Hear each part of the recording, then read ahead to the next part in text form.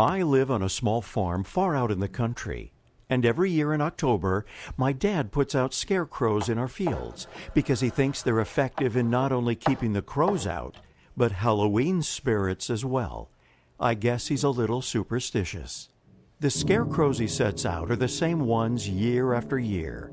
After so much wear and tear, they were showing their age. This October started out like just any other October.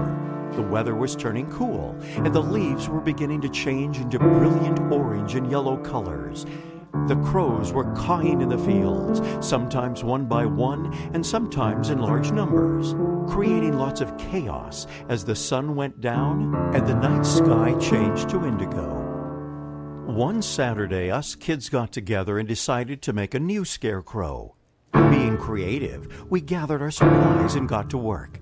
This scarecrow was to be different. This was my special design. I wanted a creepy scarecrow, much scarier than the others. Hours later, we finished up.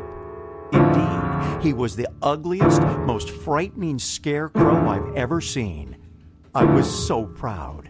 Mom called us for supper, so we planted the scarecrow out in the cornfield where I could see it from my bedroom window. Not giving it any more thought, we went inside and ate dinner. Soon, the wind picked up in large gusts. The tree branches were swaying. The dry leaves on the ground rustled, and they were picked up and swirled around by the wind gusts. We heard thunder rumbling in the distance. No storm was forecast, but it looked like we were in for a rough night. Light rain began falling as I went up to bed. I was worried about my new scarecrow, so I peeked out my window. What I saw shocked me. He was there all right, but not where we had placed him.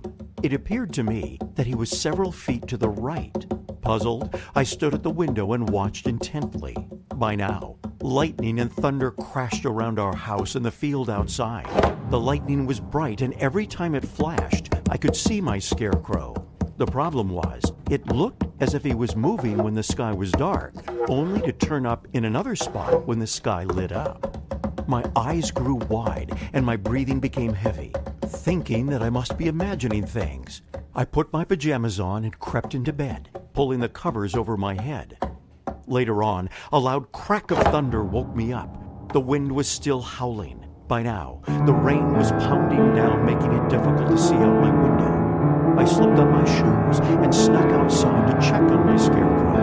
Not sure where he was, I walked around in the thunderstorm, half blinded by the cold, stinging rain. Clumsily, I stumbled over a fallen branch and fell face down in a patch of mud. When I looked up, there was my scarecrow glaring down at me. His eyes were huge and glowing red. I distinctly heard a long, low moan coming from the glaring face, the sound piercing through the howling wind. I couldn't pick myself up fast enough.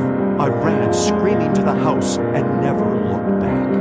After tossing and turning the rest of the night, I woke up to bright sunshine, birds chirping, and the smell of pancakes. Not wanting to tell my parents what had happened, I sat quietly and ate breakfast. Anxious and apprehensive, I then went outside to look around. My dad was already looking for damage to the buildings, but I was looking for my scarecrow.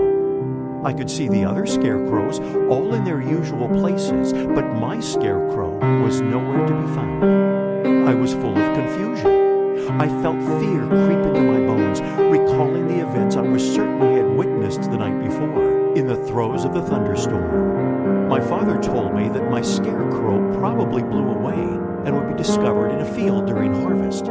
I knew better. Somehow, some way, that scarecrow came alive. How, I don't know. Years have passed, and to this day, I have never seen my scarecrow again. What happened that stormy night? Do scarecrows really keep out Halloween spirits, or did my scarecrow become one? I don't live on that farm anymore, but I've never ventured outside during a thunderstorm again.